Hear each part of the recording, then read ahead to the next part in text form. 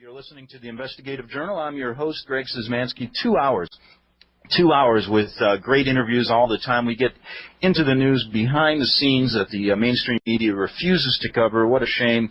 Let me just update some things before I tell you who my guest is today. I've been promoting it all week, and we're going to get deep inside the family, the order, the Illuminati today for 2 hours. And you got to stay with us from the beginning to the end of this interview. Okay, we're back. It's 8 minutes after the hour, and we're going to get deep inside the Illuminati, the family, the order. We have a guest that was involved with this group, born into it for over 30 years, and her name is Svali. Svali, are you with us?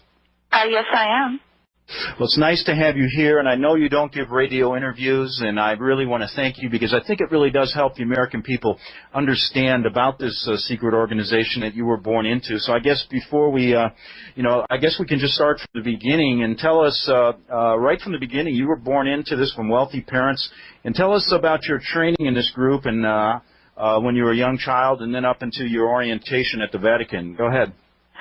That's a pretty broad area, though, Greg. I mean, that could take hours, if you know what I mean.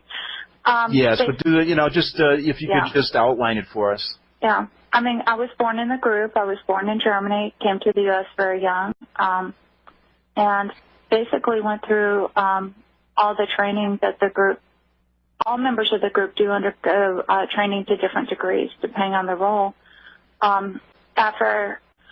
By the time I was a teenager, I was a youth leader, and by the time I was 22, I became the youngest member of Leadership Council in San Diego County. And at that time, I was a head trainer. I was the sixth trainer. I eventually moved up to the second position. Mm-hmm. And when I was 12, I had mentioned with you the ceremony at the Vatican. That they really do make all leadership in the group undergo at some point. Now, basically when you were growing up, I remember you told me that you were instilled at a young age, you were born to a very wealthy, well-to-do family, you moved back to the States. You were told at a very young age you were special, you were chosen, correct? Well, they tell everyone in the group that they're special and chosen. And, in fact, that's one of the things that made me very cynical when I was older is that, you will never meet a person who's an Illuminati who's not been told and programmed for years that they're special, they're the only one that can do things for, quote-unquote, family. But I was told, yes, I would do great things for family one day. And the reason why I guess I can filter some of this with objective view is I know what my role in the group was, and it was over quite a significant number of other people. So I don't evaluate my role or specialness within the group, not so much by what I was told, but by what I did. So you reach the age of 12, and then you're told by your parents you're going to an induction ceremony in the Vatican. Can you tell us how that happened and what occurred at that ceremony when you went there? Okay. This isn't easy to talk about, as you know. When I was 12, I was flown over to Germany, and I was I'll call him the German father's house over there. And there was some preparation for a few days beforehand, and I was told that there would be a very important ceremony, and it was considered a sealing ceremony at that point. And basically, I was told a little bit about what I was expected to do during the ceremony. When we got there, we went to the Vatican. There's underneath the Vatican. There's a large room that I described to you when we talked before. It has 13 catacomb chambers leading into it and what they do is they, as you go down these steps into the room, you can see that it's almost circular, and so they're all around it, and they bring out the mummies from the catacombs, and they set them beside each one, and they say that the spirits of the fathers watching over the ceremony. And during the ceremony, there was a large table in the center of the room. It was on top of a huge golden pentagram, and they had a ceremony there. Okay, now how many other children were with you being inducted into the family or the order, as they call it? There were two other children at that point. And there were several adults too. Okay. See, the church also brings in adults to swear their allegiance too. Just so you know, I was told, and I don't know if this is true, but if you want to rise to a certain position within the Catholic Church hierarchy, you do have to go through that ceremony as well. Okay, so you're down in this room with your parents weren't present. No. The German father and the French father were. Yeah. Okay, and at that point, tell our listeners what you witnessed. Well, there was a table. It looked like dark glass in the center of the room. I mean, it was made of stone, but it was very shiny and dark and black. And it may have been something like obsidian or onyx. I'm not sure. You know, I'd have to. That's the only time I've seen stone like that. And it had like around the corners, it had like these gold, I guess, channels that you know, to collect fluids. And little boy was placed in the center of the table and drugged. I think he was drugged because he was very quiet. He didn't move or say anything during the ceremony. This was a little 3 or 4 year old boy. Yes. Correct? Yeah. And then they continued to go ahead. They continued to do a child sacrifice. Yes, right they in front did. of you. Yes. Yeah, I told you about that before. Yeah.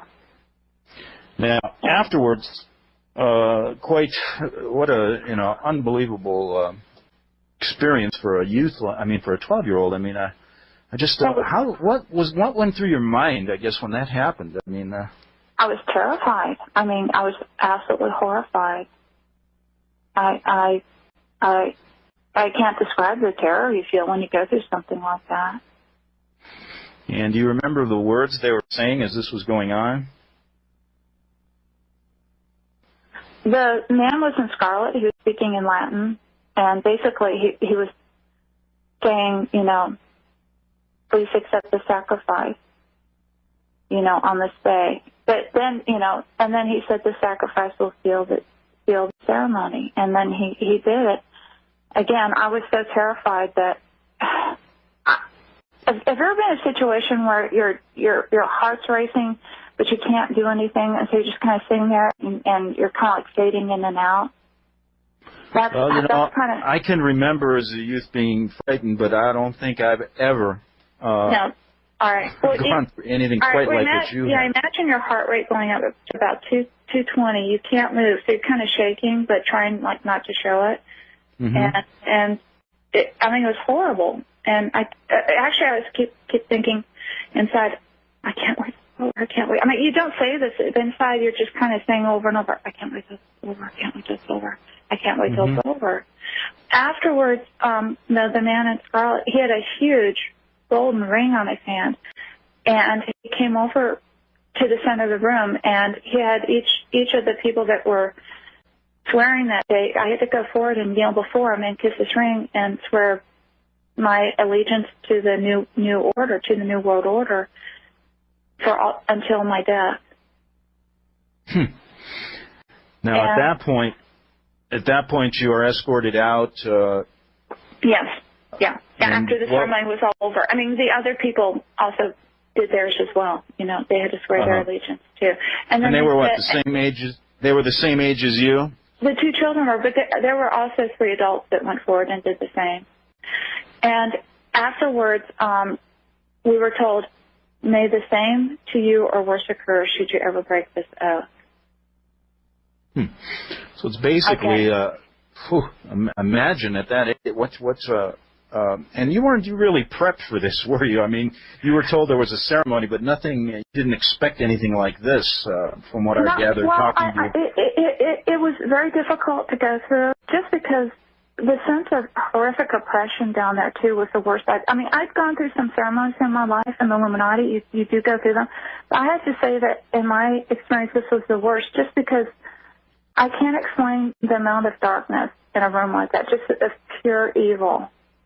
And unless you've ever been in seeing oppression, I mean, it's just horrible. It wasn't just what happened, but just, I mean, the oppression.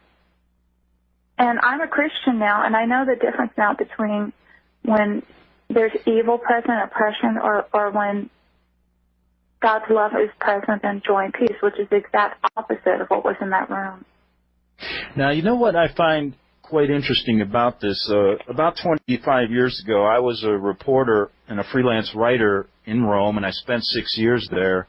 I walked through the Vatican many, many times, hundreds of times, covered the papal addresses, things like that.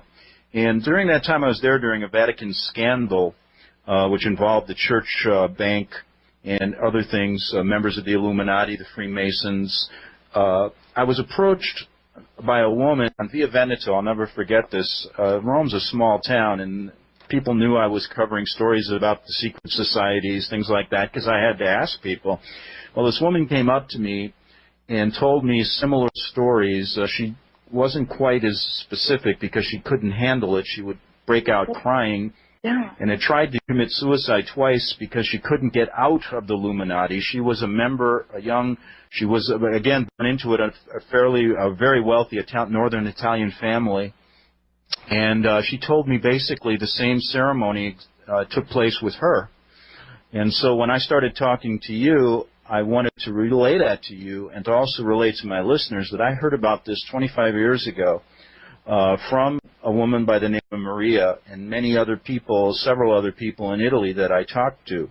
I was never able to locate, or really, probably for my own safety, never find out what happened. But again, Svali's corroborating a story that I heard about 25 years ago. We'll get back after this break with this incredible story about a member of the Illuminati who's now out of the group and safe on the Republic Broadcasting Network.